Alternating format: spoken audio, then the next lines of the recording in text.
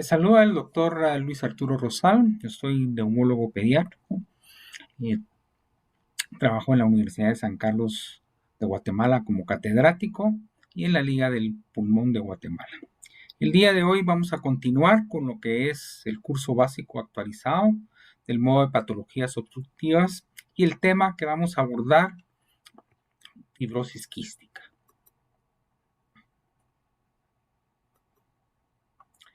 Nuestros objetivos educacionales principales van a ser la historia de la fibrosis quística, su incidencia, su diagnóstico temprano, manifestaciones clínicas tempranas, identificar las diferentes mutaciones para el tratamiento adecuado y reconocer las exacerbaciones. También debemos de conocer cuáles son las diferentes modalidades del tratamiento actual de la fibrosis quística.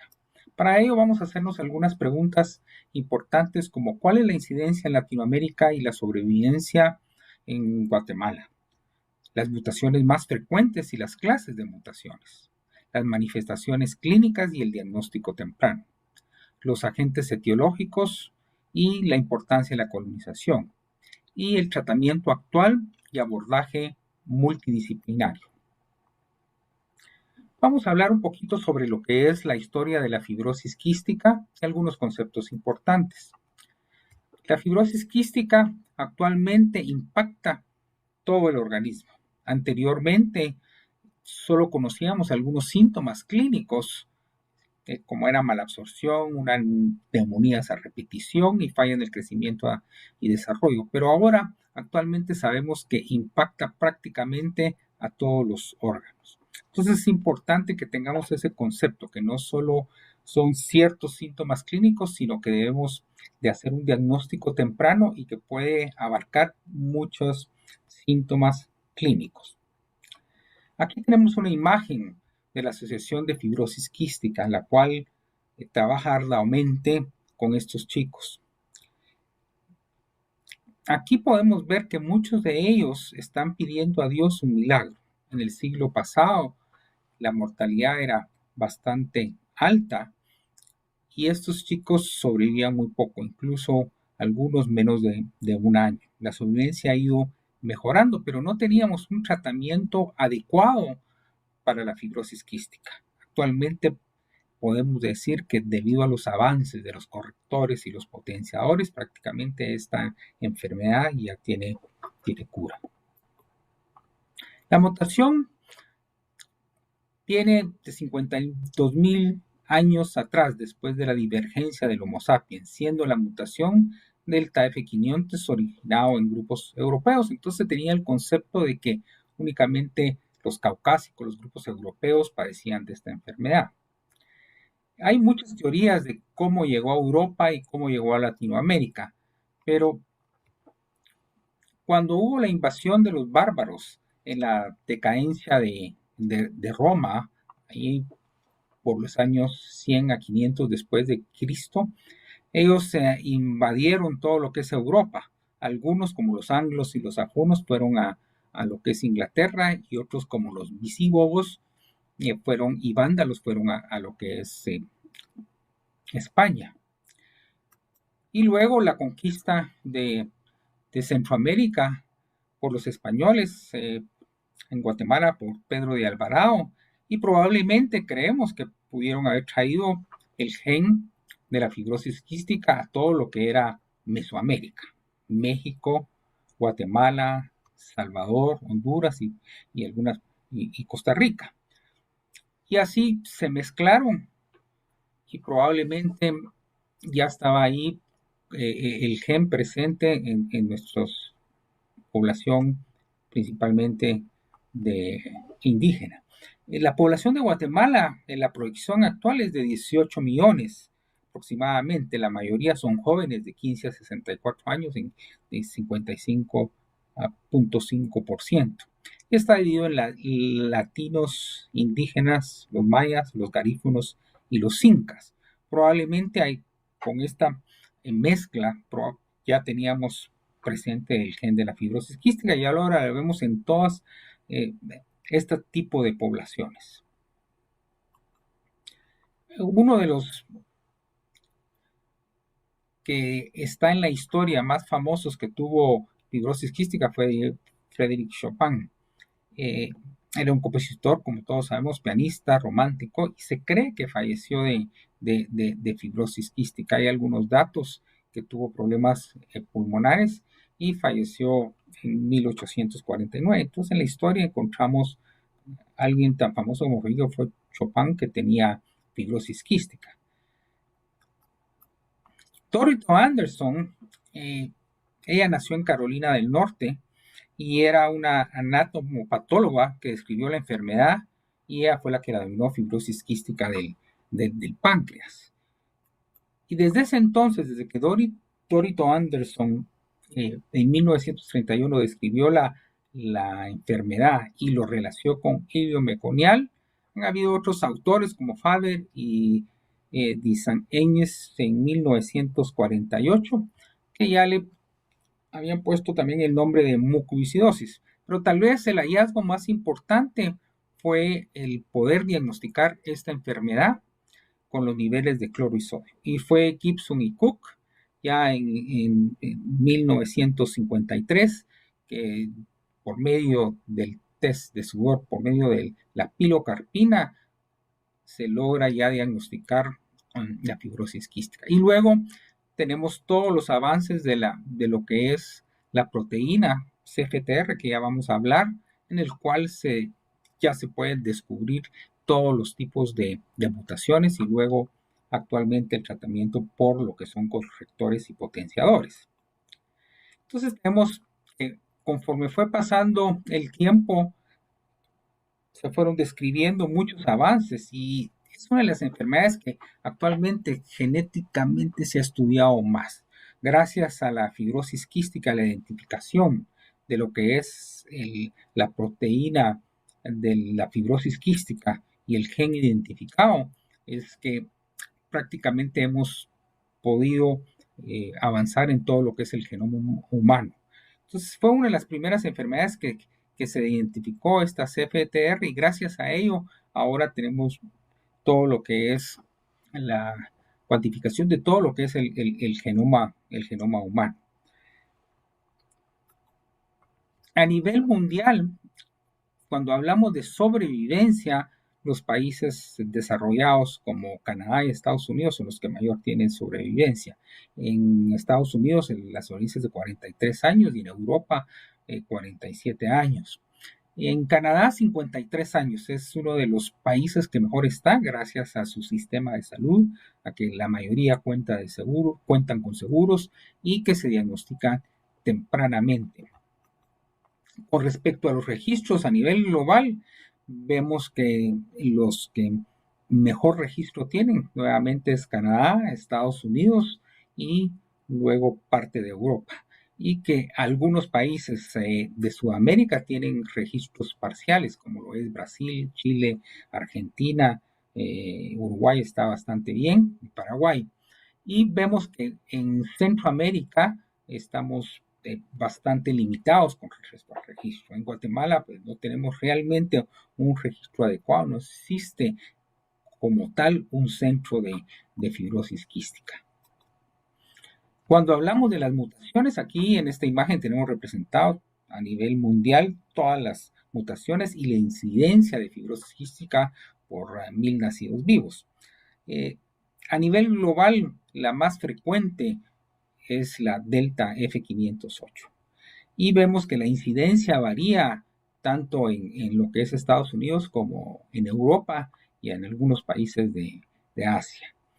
Tenemos algunos estudios a nivel de Guatemala, escasos, en los cuales hemos determinado cuál es la mutación más frecuente, la cual veremos posteriormente. Cuando hablamos de mortalidad en Guatemala en el siglo pasado, se nos morían antes del año y eran pobremente diagnosticados. Además, no teníamos un test de sudor por el método de iontoforesis, sino que se tenía que obtener envolviéndolos con plástico, lo cual actualmente no es adecuado. Y posteriormente mejoró la sobrevivencia a 7 años y actualmente probablemente estemos en los 16 años. Comparado con México, que es el área más cercana que tenemos, es de 9 años y actualmente de 18 años, pero sí, aún estamos bastante lejanos de lo que es Estados Unidos, Canadá y parte de Europa. Aquí tenemos algunos otros datos a nivel mundial de la incidencia por 1.000 nacidos vivos. En Argentina tenemos uno en 8.200, en Brasil uno en 6.500, dependiendo de la región. En Uruguay uno en 8.300 y Costa Rica estamos uno en 10.000 y en México tienen uno en 8.500 y ellos están haciendo el diagnóstico, algunos por tempranamente con el tamizaje de IRT, eso es tripsina y monoensayo, y algunos están usando como en Argentina ya lo que es IRT-PAP, vamos a hablar posteriormente de eso. Y luego tenemos algunos otros países como Colombia y Perú, en donde la incidencia es 1 en 8.300 y en Perú 1 en 9.000 nacidos vivos. En Guatemala hemos comenzado a hacer el tamizaje. Estos son pocos pacientes, pero aquí en la parte de abajo vemos que en estos pacientes que se obtuvieron IRT positivo y fueron a test de sudor, la incidencia fue de 1 en 4.181. Probablemente eso fue en el 2018, la incidencia sea mucho más alta. La realidad es que aún no tenemos registros. Cuando hablamos de lo que son potenciadores y correctores, se han hecho algunos tratamientos ya en Guatemala, principalmente el seguro social. Aquí abajo tenemos que ellos en total han hecho a, a 7 pacientes con lo que ellos llaman tratamiento biológico, 3 con Ivacaptor, 2 con Ivacaptor y otros con Ivacaptor y Tezacaptor. Ellos en total tienen en el Seguro Social 31 pacientes, en lo cual es donde más pacientes ellos tratan con fibrosis quística. Y luego tenemos pacientes que también tratamos en el Hospital Roosevelt, en el Hospital General y también en algunos hospitales a nivel, por ejemplo, de Quetzaltenango, tenemos niños con fibrosis quística, también a nivel del oriente en Jutiapa hay pacientes con fibrosis quística, pero realmente no tenemos un registro en lo cual podamos ver cuál realmente es la incidencia. En la asociación de lo que es fibrosis quística, ellos tienen registrados entre 43 y 50 pacientes. Cuando hablamos de la definición y los aspectos genéticos, debemos definir la fibrosis quística, que es una enfermedad autosómica recesiva. Es multisistémica, crónica como resultado de mutaciones en un gen ubicado en el brazo largo del cromosoma 7. Esto está ubicado en la región 7q31 y que codifica para una proteína conocida como reguladora de la conductasa transmembránica. Entonces, cuando nos refiramos al CFTR, nos vamos a referir a la proteína conocida como reguladora de la conductasa transmembránica. Y debemos recordar que esta mutación entonces se encuentra en el brazo largo del cromosoma 7. Aquí tenemos representado la porción entre Q7 y Q31 de la proteína de lo que es la CFTR, la cual posee principalmente 2 dominios. Y aquí tenemos un estudio en el cual hicimos una caracterización genética y epidemiológica y clínica en pacientes pediátricos y adolescentes con fibrosis quística. Este estudio fue hecho en la Universidad de San Carlos de Guatemala y con colaboración del Hospital San Juan de Dios, el Hospital Roosevelt y el Instituto de Seguridad Social y la Liga del Pulmón. Lo que se encontró es que la prevalencia era principalmente de 38 pacientes, la Delta F508. Se encontraron 8 pacientes con un porcentaje del 21%, pero también encontramos otro tipo de mutaciones como la S549N en 4 pacientes. Y vemos también que encontramos la Delta F508 y también encontramos otra mutación, la S relacionada 549N. ¿Qué importancia tiene que que sepamos qué mutación tiene nuestro paciente, pues dependiendo de eso vamos a poder dirigir lo que son nuestros eh, tratamientos, principalmente con correctores y potenciadores. Cuando hablamos de biología molecular y genética, lo que debemos de recordar, como dijimos, es una enfermedad autosómica recesiva. Para que esto se dé, ambos padres tienen que ser portadores. Si ambos padres son portadores, en cada embarazo el chance de tener un niño con fibrosis quística va a ser el 25%. O sea que de 4 niños, 1 va a tener fibrosis quística. 2 van a ser portadores y 1 no va a ser portador, va a ser completamente sano. Esto es importante en cada embarazo. Cada embarazo el chance entonces es 25% que si los 2 padres son portadores, tengan un niño con fibrosis quística. Entonces, si ambos padres son portadores, recordemos que el chance es de que tengan de 4 un niño con fibrosis quística. Pero muchas veces también tenemos la mutación relacionada con fibrosis quística y otras mutaciones que no están relacionadas con fibrosis quística, son heterocigóticos, entonces no son homocigotes, no tienen la delta F508 y delta F508. Y esto ha ampliado mucho el margen de mutaciones. Actualmente existen 2000 mutaciones, y entonces uno tiene que tener claro cuáles están relacionadas, aunque y cuáles no están relacionados. Y eso hace una divergencia bastante grande, no solo a nivel mundial, sino que principalmente en nuestros países latinoamericanos. Aquí tenemos representado a nivel molecular la delta F500, la delta F508, y que es la ausencia de la fenilalanina. Entonces eso está a nivel subepitelial y vamos a tener 2 dominios en la imagen a la izquierda, donde tenemos 2 dominios, es las FTR, y que las FTR nos va a servir de transporte y cambio de iones de cloro, sodio y de agua. En este caso, que es la delta 508, dijimos que es la ausencia de la fenilalanina. En el lado derecho tenemos representado entonces cómo funcionan las FTR normalmente dentro de la célula y cómo es el transporte tanto de iones de cloro y sodio y de agua. Si esto no se lleva a cabo, entonces se cierra ese FTR o no se produce o se trunca, entonces vamos a tener poca agua y no van a trabajar bien los cilios, no van a sacar ese moco y vamos a tener más infecciones bacterianas y vamos a tener colonización bacteriana. Entonces es importante que ustedes conozcan las mutaciones. Vamos a tratar de explicarlo de una manera sencilla. Las FTR se produce a nivel de la célula y luego pasa por medio del mRNA mensajero a lo que es el retículo endoplasmático. Este paso es necesario para pasar lo que es al aparato de Golgi y luego madurar.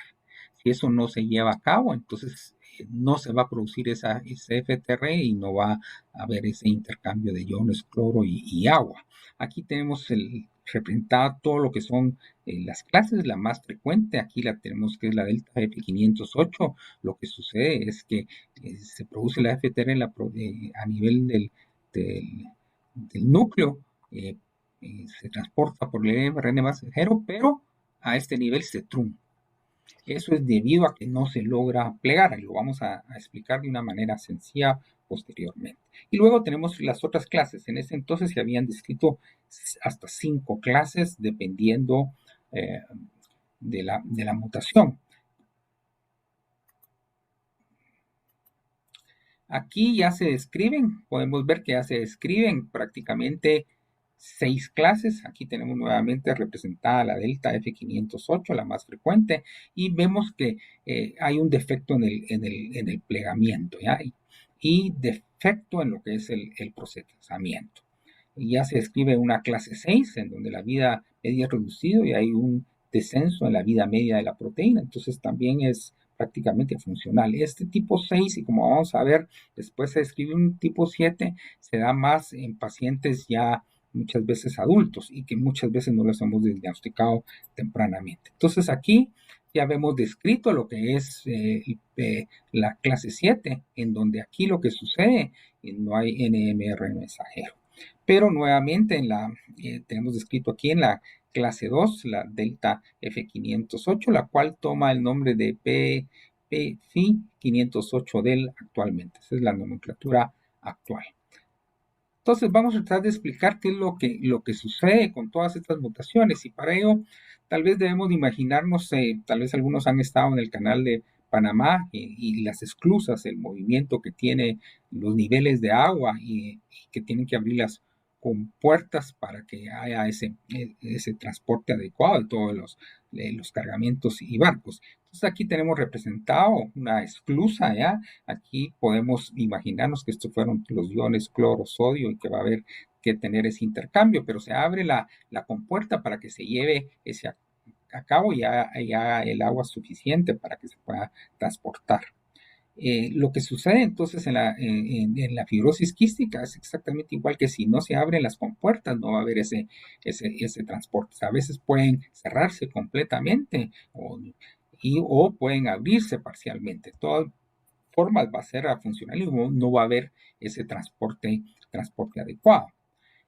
En la delta F508 lo que sucede es que no hay un plegamiento. Imaginémonos una sombría. Unas sombrías la logramos desplegar cuando hay lluvia y luego la volvemos a plegar. Pues igual, la mutación delta F508, lo que sucede es que se trunca, no se logra plegar. Y entonces lo que sucede es que el mRNA mensajero la transporta, pero la transporta de una manera, digamos, desplegada. Y entonces cuando tiene que plegarse y entrar a lo que es el aparato de Golgi y producir la CFTR, no logra entrar porque no está plegada, sino que se presenta desplegada, y entonces la puerta, por decirlo así, se cierra. Y entonces no se trunca, no se produce la proteína CFTR, y entonces no hay ese transporte de sodio, iones, cloro, principalmente en los principales órganos, como es el pulmón. Entonces, nuevamente, la F508 necesita plegarse para poderse producir. ¿Cuáles son las manifestaciones clínicas tempranas y el diagnóstico? ¿Cómo lo debemos de hacer? Es importante que se haga tamizaje. La única forma de que realmente tratemos adecuadamente a los pacientes con fibrosis quística es haciendo el tamizaje, y cuando es necesario hacer la secuenciación del gen del CFTR. El tamizaje actualmente ya se hace en varios hospitales. En el Hospital Roosevelt lo hacemos junto con lo que es el hipotiroidismo, y así en otros lugares. Y lo que se hace es una tripsina inmunoensayo, la que llamamos IRT. Entonces la IRT es importante hacerla como tamizaje, y luego, si es positiva, dependiendo del corte, normalmente son 60.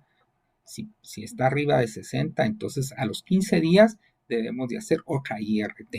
Y si tiene las dos IRT positivas, entonces debe ir a lo que es el test de sudor.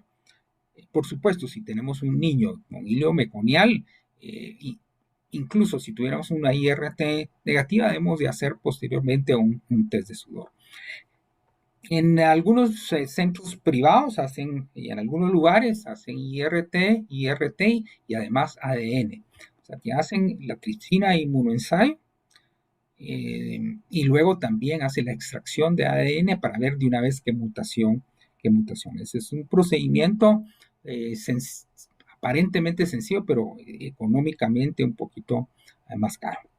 Y luego en algunos países ya usan lo que es IRT, la tripsina inmunoensayo, y el PAP, el PAP siempre es la proteína asociada a la pancreatina. La ventaja, como vamos a ver más adelante, de hacer IRT y PAP es que no lo tienen que citar a las 2 semanas. Lo que nos ha sucedido es que al citarlo a las 2 semanas cuesta muchas veces localizarlos y a veces perdemos al paciente. Entonces eso es un método sencillo, el tamizaje, pues es en el talón del pie y se obtiene una gota y junto con otras enfermedades que se quieren estudiar, genéticas, se puede hacer de una manera sencilla. Entonces actualmente en la mayoría de hospitales ya se está haciendo lo que es el tamizaje. ¿Cuál es la ventaja si comparamos el IRT y el IRT aquí, PAP? Pues la ventaja es que el IRT no detecta a los portadores, tiene una baja especificidad, requiere la localización. Tal vez es la principal ventaja. Pero el IRT-PAP elimina la necesidad de estudios moleculares, aunque no detecta portadores, es más específico y sensible que la IRT. Entonces, en algunos lugares, principalmente como Argentina, están haciendo más IRT y PAP. Y en algunos lugares privados, pues sí hemos tenido la oportunidad de hacer tripsínico ensayo, pero además hacemos lo que es DNA. Y eso, la ventaja que tiene es que ahí se puede detectar lo que son portadores y no requiere la localización del residuo, sino que prácticamente tenemos el diagnóstico. Un resultado de tamizaje positivo no diagnostica fibrosis cística, solo permite sospechar la enfermedad, que debe ser confirmada por un test de sudor. Son 2 test de sudor. Muchas veces hacen uno, pero se requieren 2 test de sudor para hacer diagnóstico. Entonces, ¿cómo hacemos el diagnóstico por test de sudor? Pues fue Gibson y Cook, como ya lo habíamos mencionado, quien inició hacer el diagnóstico por el método de iontoforesis por pilocarpina. Aquí tenemos en esta imagen el primer aparato de Gibson y Cook en el siglo pasado. Iniciamos nosotros en el hospital a hacer el diagnóstico con el método de Gibson y Cook. El problema es que nos llevaba mucho tiempo. Aquí tenemos representado lo que es la pilocarpina, la teníamos que diluir, ponerla en gasitas, colocar un electrodo positivo y negativo y ponerlo a 4 amperios para producir esa iontoforesis, que la pilocarpina entrará en la piel. Iontoforesis es meter una sustancia en la piel. Y luego lo cubríamos y en la gasita obteníamos el sudor y lo metíamos en un frasquito previamente pesado y luego poníamos agua destilada, sacábamos el sudor y esto tenía que estarse pesando antes y después. Y luego aplicábamos un método que se llamaba shells to shells para cloro, en el cual tomaba su tiempo hacer toda esta metodología. A veces nos tardábamos hasta toda la mañana para hacer este procedimiento. Después ya salió lo que es el Macrodut, el cual era comparable con el método translineal de Gibson y Cook. Todavía sigue haciéndose el método translineal de Gibson y Cook, pero ahorraba tiempo. Teníamos el resultado, prácticamente eran 20 minutos de estar estimulándolo por pilocarpina y un relojito y de una vez nos daba la medida del cloro. No se necesita sodio, sino que con el dato del cloro era suficiente. Y luego salió lo que es el Nanoduct. Hicimos algunos estudios en el cual comparamos Nanoduct con Macroduct y la ventaja del Nanoduct es que para niños pequeños se necesitaba menos sudor y nos da el diagnóstico tempranamente. Entonces es importante tener en cuenta que se necesitan después de una IRT positivas el test de sudor o que tengamos manifestaciones clínicas o historia familiar. Entonces deben ser 2 test de sudor. Muchas veces por costos le hacen un test de sudor al inicio y después lo citan y le hacen el otro test. Lo ideal es hacer en el mismo tiempo las 2 muestras y si son positivas. Si sale la primera muestra negativa, ya no hay necesidad de hacer el otro test, a menos que sea muy sugestivo. Entonces, si se hacen los dos test de sudor y tenemos el cloro mayor de 60 miliosmoles, es un diagnóstico confirmado, debe iniciar este tratamiento temprano. Si el test está en lo que llamamos fronterizo, entre 30 y 50 miliosmoles por litro, entonces debe hacerse un estudio genético, o sea, debe hacerse una secuenciación del gen para ver qué mutaciones están presentes. Y si están presentes dos mutaciones que están relacionadas con la fibrosis quística, es un niño con fibrosis quística. En algunos, en los pacientes que es menor de 29 milosmoles por litro, pues se descarta completamente el diagnóstico y se refiere al especialista para seguimiento. Sin embargo, hay ciertos niños que al inicio presentan o fronterizos o niños pequeños, el test de sudor que es negativo y tienen toda la sintomatología. Entonces, esos pacientes son los que tenemos de tener cuidado y seguirlos. Y no sabemos por qué, por alguna razón, después se pueden hacer positivos. Entonces, esos pacientes que uno sospecha debe de repetir posteriormente a los 6 meses o al año seguirlos y hacer otros 2 test de sudor. Estudio genético, la secuenciación ampliado nos da datos y con solo una variante es alta sospecha y debe seguirse clínicamente. Algunos pacientes no se ven bien, no tienen ninguna sintomatología, de los 3 años comienzan con problemas pulmonares. Entonces hay que seguirlos a todos estos pacientes. Y todos esos pacientes que no logramos diagnosticar, pero la sospecha clínica es muy alta, aunque no lo tenemos en nuestro medio, debemos hacer una medición de la corriente intestinal, que se llama NPD, o diferencia potenciales nasales, que actualmente no lo tenemos en disposición en Guatemala. Sin embargo, en muchos lugares de Europa están usando mucho esta diferencia de potenciales de voltaje a través del epitelio y que crea un movimiento iónico y se mide entre 2 electrodos, es a nivel de la mucosa nasal. Y es bien importante porque si realmente tenemos sospecha, pero es negativo y el niño está teniendo tos e infecciones recurrentes y todo es negativo, debemos de pensar en otros diagnósticos. El diagnóstico diferencial es disquinesia ciliar y eso es bien importante porque muchas veces dejamos pasar la disquinesia ciliar y tiene alguna sintomatología, pero el test de sudor es negativo, el NPD es negativo y entonces debe hacerse diagnóstico de disquinesia ciliar. Entonces, importante recordar en los resultados del test de sudor. Si el test de sudor es mayor de 60 miliosmoles o miliequivalentes de cloro, es diagnóstico. Si es fronterizo o limítrofe, pues va a estar en 30, 59. Debemos repetirlos y se recomienda hacer una secuenciación del gen y ver qué mutaciones tiene. Y si está relacionado a la fibrosis quística. Si es menor de 3 es negativo. Si hay una sospecha fuerte, entonces debe reevaluarse por el especialista. Otro test importante es la de la elastasa fecal. También nos ayuda al diagnóstico, que es una enzima que forma parte de la secreción pancreática exógena que cataliza la hidrólisis de la elastina nativa. Sus características bioquímicas le confieren una resistencia en su paso a través del tracto digestivo.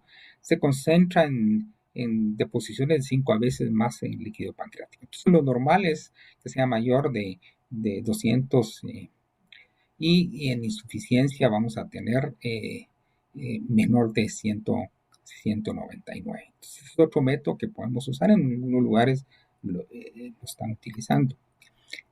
Con respecto a las manifestaciones clínicas, pueden ser, dijimos, muy, muy diversas y es importante que las tengamos en el diagnóstico en aquellos pacientes que no les hicieron tamizaje y que se representan algunas manifestaciones clínicas. Entre ellas tenemos las pulmonares. Todo niño que tiene neumonías a repetición sin explicación, debemos de pensar en fibrosis quística y hacer el diagnóstico diferencial con una inmunodeficiencia o, como dijimos, una disquinesia ciliar o ciliar. También tenemos a nivel respiratorio algunos pacientes que se presentan con sinusitis. Hemos diagnosticado pacientes que han tenido sinusitis y pólipos. Cuando tengan pólipos y sinusitis, piensen también en fibrosis quística. Y luego a nivel gastrointestinal, pues malabsorción. Muchos pacientes con malabsorción, falla en el crecimiento y desarrollo, hay que investigarles fibrosis quística. Eso es bien importante. Dentro del interrogatorio, uno debe de preguntar si las heces no son muy grasosas. Es una pregunta que les sorprende a veces a los papás es cuando el niño ya está grande, preguntarles, mire, sus heces flotan o se hunden. Lo normal es que se hundan, pero en un niño ya que uno puede ver las heces, si flotan o, o se hundan, es importante hacer esta pregunta porque son grasosas y van a flotar. Lo normal es que se hundan. Entonces, hay muchas manifestaciones a niveles gastrointestinales, por ejemplo, prolapso rectal, que también uno debería de investigar, fibrosis quística, y luego a nivel de páncreas, estos pacientes pueden llegar a tener posteriormente diabetes algunos pacientes y van a tener malabsorciones y una insuficiencia pancreática. También en todo paciente ictérico o que no está, que tiene el diagnóstico probable que tenga atresia de vías biliares, hay que investigar también fibrosis quística. Estos pacientes, la zoospermia en los pacientes masculinos se presenta, entonces también hay que investigar en los adolescentes o los adultos que tengan zoospermia, fibrosis quística. Entonces, como ustedes pueden ver, las manifestaciones son muy variadas. Estos pacientes, algunos sudan bastantes, algunos sudan poco, pero hay que preguntarle a la mamá si el paciente suda mucho y si a diferencia de los hermanitos o si se forman cristales y al besarlo sabe salado. Algunas mamás las confunden a veces un poquito esta pregunta, pero si tienen algunos otros hijos, ellos pueden hacer la diferencia. Los niños, como mencionamos, algunos nacen sin ningún problema, sanos, vigorosos. Y los papás, cuando les decimos, mire, hicimos el tamizaje y tiene una IRT positiva, prácticamente cuesta convencerlos de que su niño probablemente pueda tener una fibrosis quística. Hay que ser bien amable con ellos al decirles esto, porque para ellos es un impacto el que a un niño sano se le diga que tenga fibrosis quística. Ya posteriormente el niño puede presentar algunas características, como vemos la imagen de la derecha, la que se mira una evidente desnutrición, y algunos presentan edema en miembros inferiores. Entonces, es importante explicarles bien a los papás y junto con la psicóloga, la trabajadora social, un equipo multidisciplinario, porque a algunos papás cuesta que ellos realmente se convenzan de que el niño tiene fibrosis quística. Entonces, es muy importante el abordaje. Algunos niños posteriormente van a tener neumonías a repetición o se van a presentar con malabsorción. Y a veces hemos tenido niños en experiencia que el primer año la pasan muy bien sin ningún problema o a los 2 años. Algunos con algunas mutaciones únicamente presentan posteriormente problemas gastrointestinales, pero ya han sido diagnosticados, ¿ya? O algunos se han representado con hilo meconial únicamente y no han presentado ningún problema respiratorio, pero después van teniendo problemas gastrointestinales y de insuficiencia pancreática. Cuando ya se nos presenta pues con dedos hipocráticos, ya la sospecha es mucho más grande y que han tenido neumonías a repetición. Una manera de ver los dedos hipocráticos tempranos, sencillos, es lo que escribió Taussig, en el cual uno debe de ver esta angulación. Es un diamante, eso es lo normal. Si uno pone sus dedos índices en esa forma, debe haber una angulación. Cuando se pierde esa angulación, uno debe sospechar fibrosis quística. Entonces, es sumamente importante. También hay pacientes que tienen un diámetro antepercepción a nivel de tórax aumentado o que han sido tratados como asma bronquial, han tenido radiografías con sobredistensión, pero muchas infecciones sospechen que pueda hacer el diagnóstico de fibrosis quística. Entonces dijimos que muchos se presentan esa pérdida a nivel de las uñas y aquí ven, no pueden formar bien el diamante, se despegan. Aunque tenemos cierta población indígena que tiene esa angulación, hay que tener mucho cuidado porque sí nos hemos topado y son completamente sanos. Otro signo importante es lo que llaman en inglés wrinkling of the palm, que es arrugamiento de las palmas de las manos. Normalmente cuando los niños van a piscina están mucho tiempo, se arrugan las palmas de las manos, pero si uno les pregunta a las mamás si ha notado que cuando lo baña o cuando está un tiempo en tina o se le arrugan rápidamente las manos, ese es otro signo que ha sido descrito y que no está muy bien investigado, pero sí está descrito. Entonces es otra pregunta importante que uno debe de hacerles. En la evaluación, pues aquí tenemos todos los exámenes complementarios que deben de hacerse, desde un hemograma, un perfil bioquímico, electrolitos plasmáticos, electrolitos urinarios, fracción excretada de sodio, ferritina, IgE total, cuantificación de lo que es inmunoglobulinas, hay que hacerles niveles de vitamina D, ecografía abdominal, densitometría, y muchas veces test de tolerancia a glucosa para investigar también si estos pacientes no tienen algún problema en lo que es diabetes. Con respecto a la evaluación respiratoria, una de las más importantes, estos pacientes deben de medirse siempre la saturación de oxígeno, ver que no esté bajando abajo de 94. La radiografía de tórax nos da imágenes a veces de sobredistensión y algunas otras imágenes. Sin embargo, no es la mejor metodología para detectar tempranamente bronquiectasias. Y entonces, cuando ustedes sospechan tempranamente, incluso en un niño menor de un año, en el cual no le van a hacer una prueba no poder hacer una prueba de función pulmonar, hay que hacer una tomografía de alta resolución. Si hay afectación a nivel de ambos pulmones y sugestiva de bronquitasias tempranas, entonces debe de hacerse el test de sudor. Muchas veces se escapa el diagnóstico porque solo le hacen una radiografía de tórax.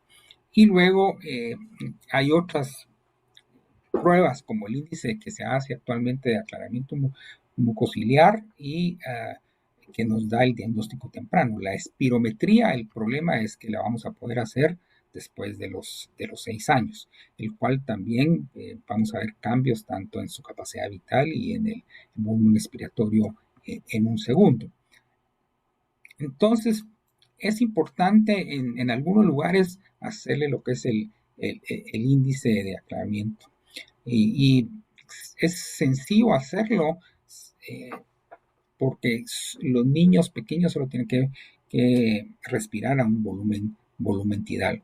Lamentablemente tampoco tenemos en Guatemala cómo hacer actualmente este índice, pero es como un wash-up del nitrógeno y fácilmente nos da valores si son altos de que hay afección pulmonar. Esto va a medir a nivel del bronquiolo terminal. En cambio, la espirometría solo es en vías aéreas mucho más grandes. Entonces, esto es importante. En muchos lugares lo hacen prácticamente rutina.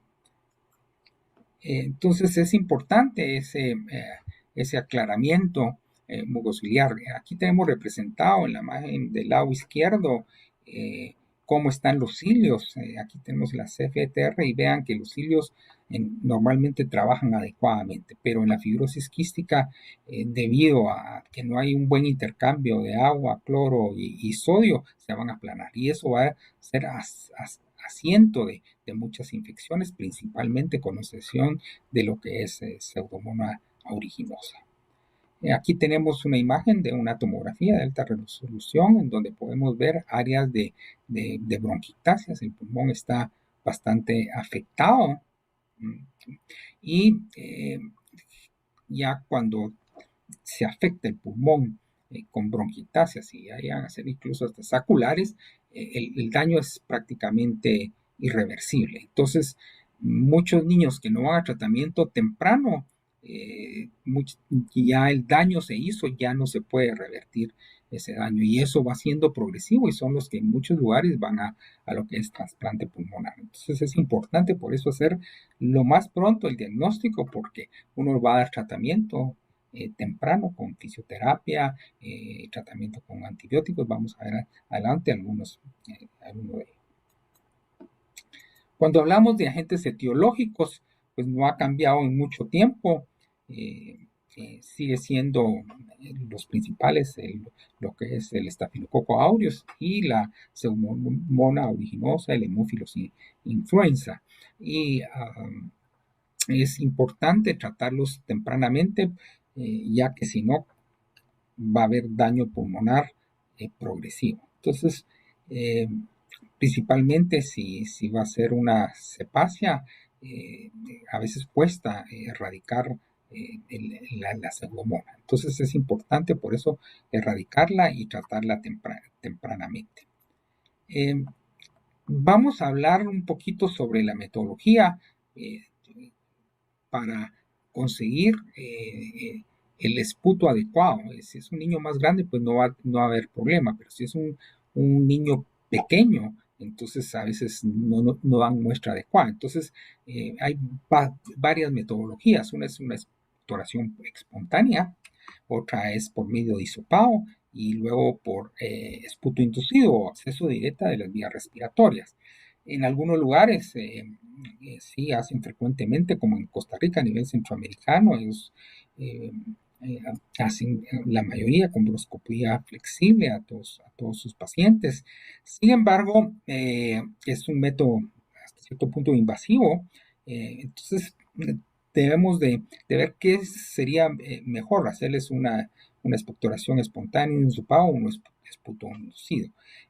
La literatura actualmente refiere que el esputo inducido es la mejor metodología. Lo que pasa es que toma un poquito más de tiempo.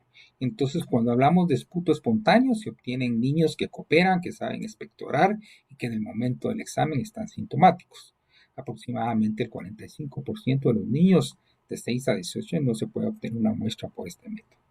En inducido es un método seguro con dificultad de obtener muestras. Se realiza mediante nebulizaciones y solución hipertónica y luego se asocia con kinesioterapia respiratoria, o sea que es fácil después de nebulizarlo con solución hipertónica obtener ese esputo y a diferencia del hisopado, los estudios han mostrado que es mucho mejor hacer el esputo inducido. El problema con el esputo inducido es que con la pandemia en algunos lugares la pararon porque hay que nebulizar al paciente.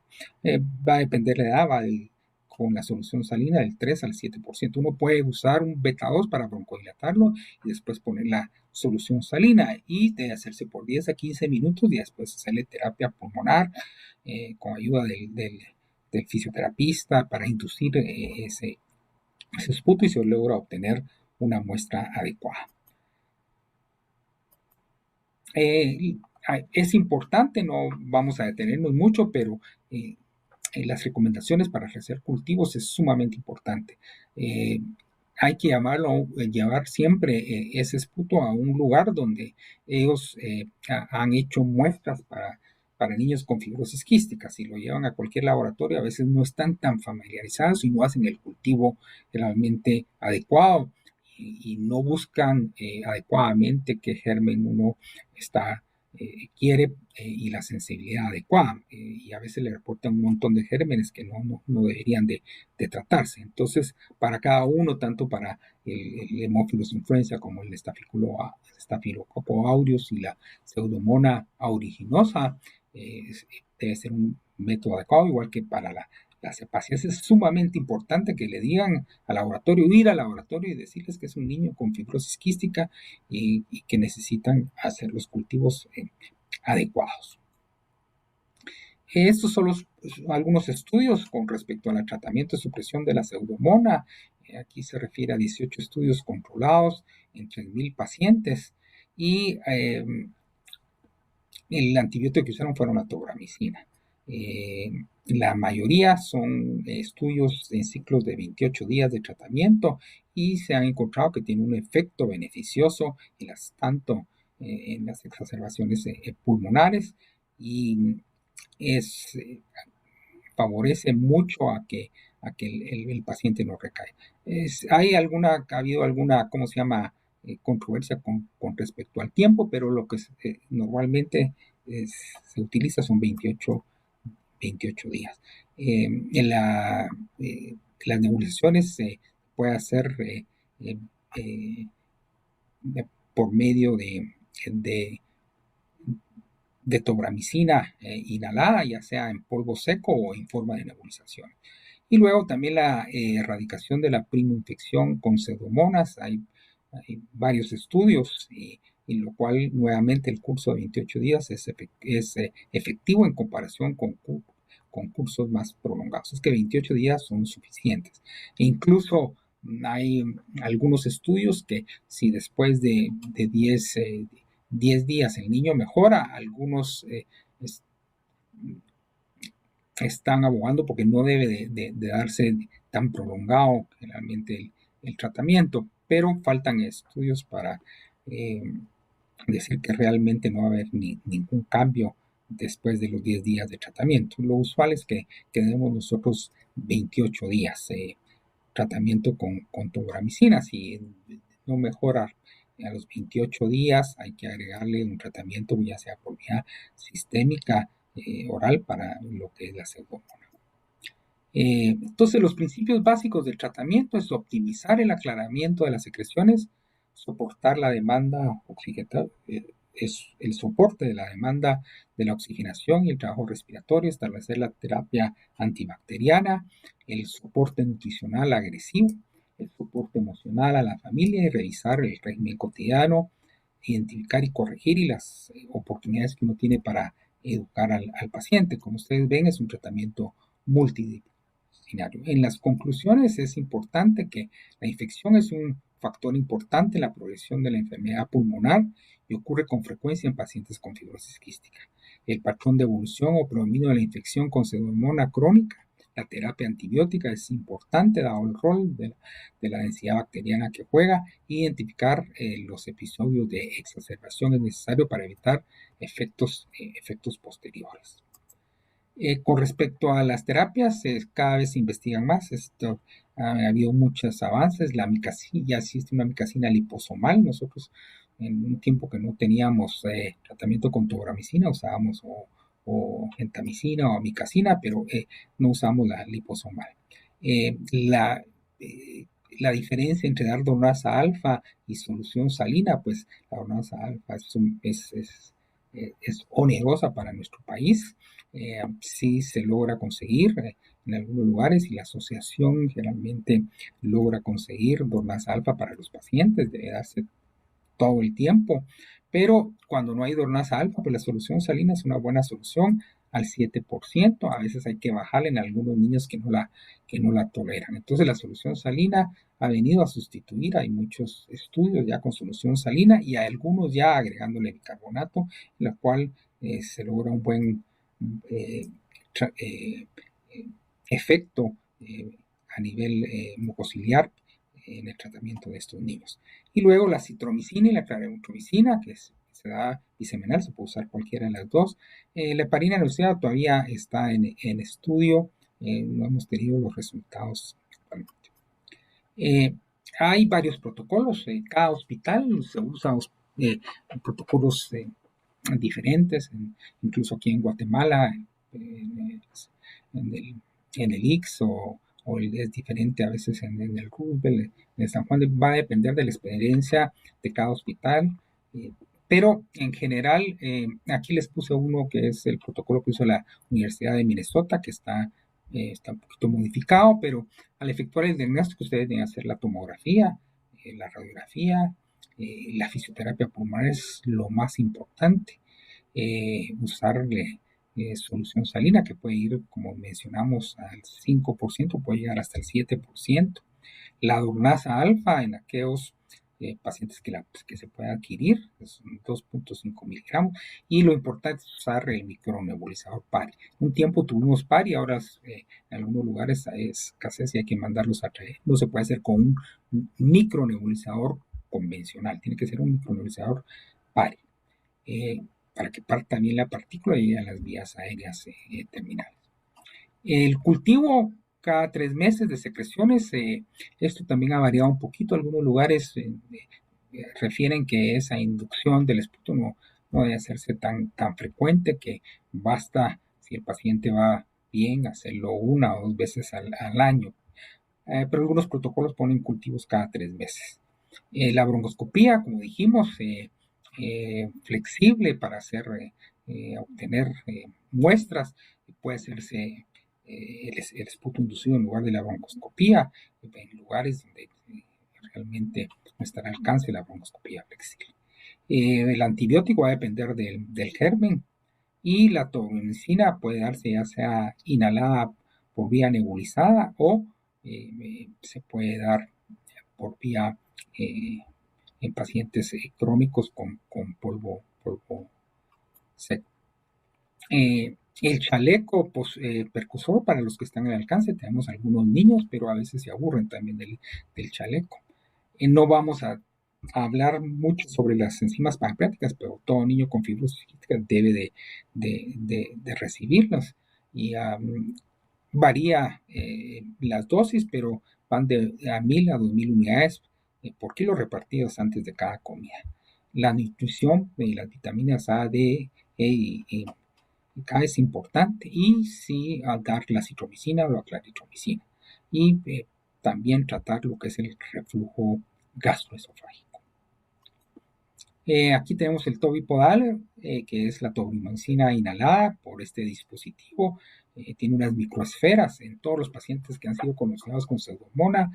Esto ayuda enormemente, pero está para niños mayores de 6 a 7 años. Esto evita estarlos nebulizando con la tobramicina. Algunos tienen que tenerla todo el tiempo para poder erradicar la pseudomona. El costo sí es alto. Entonces, en algunos pacientes hemos logrado tratar a algunos niños. Sin embargo, la mayoría está con tobramicina nebulizada. Dijimos que eran nebulizadas 300 miligramos cada 12 horas. Warren Warwick fue el que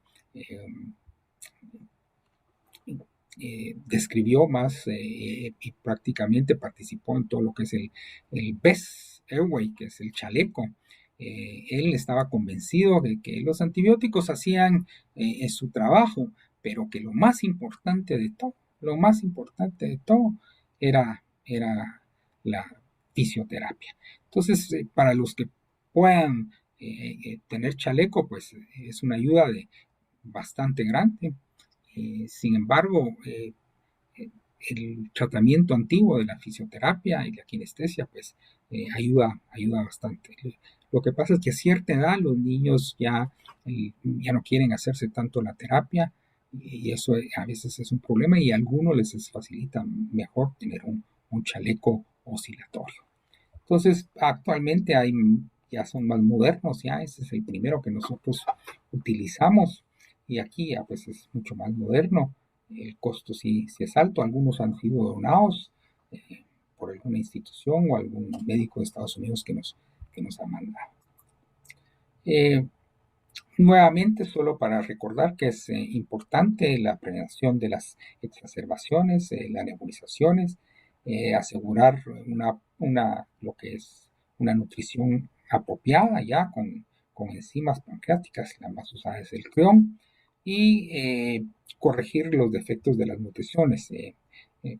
Actualmente con los potenciadores y correctores, vamos a hablar al final, los tratamientos de las comorbilidades como diabetes, osteopenia, la depresión, siempre tiene que participar un psicólogo, y el tratamiento de lo que son las exacerbaciones. Cada vez que hay exacerbaciones, pues hay daño pulmonar, y las pruebas de función pulmonar pueden no regresar a la basal.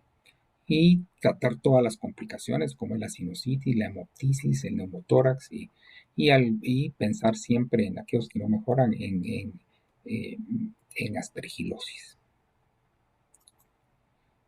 Vamos a hablar brevemente de lo que son los moduladores de la CFTR, el tratamiento actual, y los potenciadores y lo que son los correctores. Y un potenciador, pues la característica es que incrementa la función del CFTR y abre prácticamente el canal a nivel de la superficie de la célula. Y los correctores eh, mejoran lo que es eh, eh, el procesamiento de la entrega de la función de la CFTR, de la proteína del CFTR en la célula. Entonces, cuando uno tiene estos dos potenciadores y correctores, principalmente en aquellos que tienen delta F508, los pacientes van a mejorar increíblemente. Y luego hay producción también de correctores. Cuando uno entonces habla de moduladores de la CFTR, tenemos potenciadores y correctores.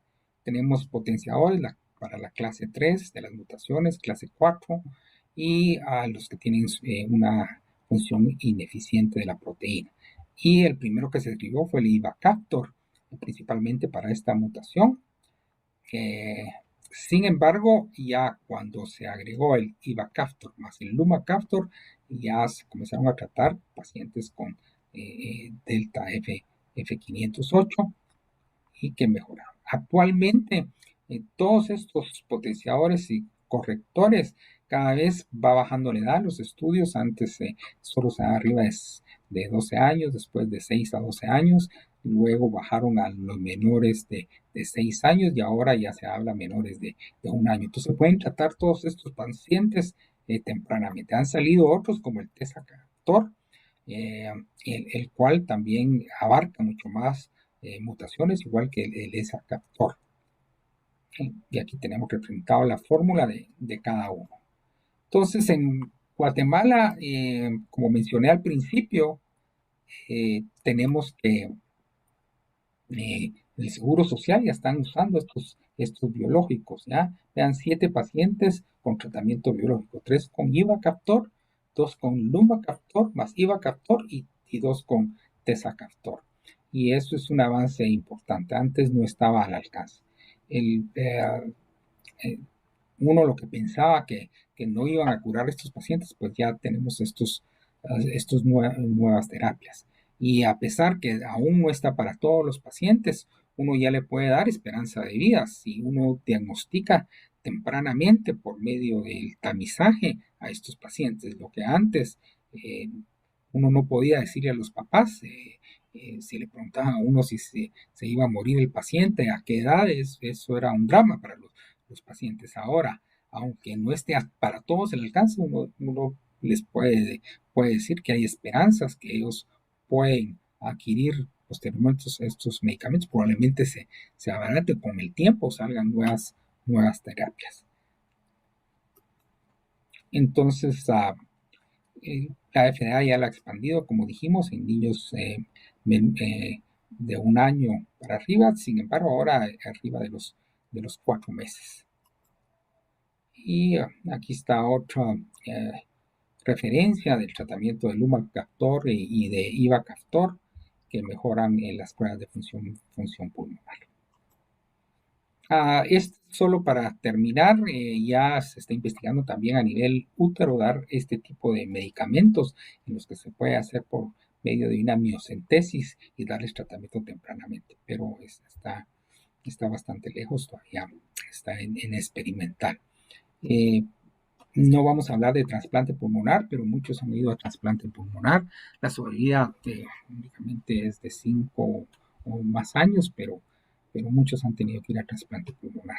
Entonces tenemos aquí esta imagen de niños que han recibido tratamiento tempranamente y han aumentado su sobrevida, el cual lo que pensábamos, como dije anteriormente, era prácticamente imposible. Es que les agradecemos su atención. Al final tenemos todo lo que es la bibliografía.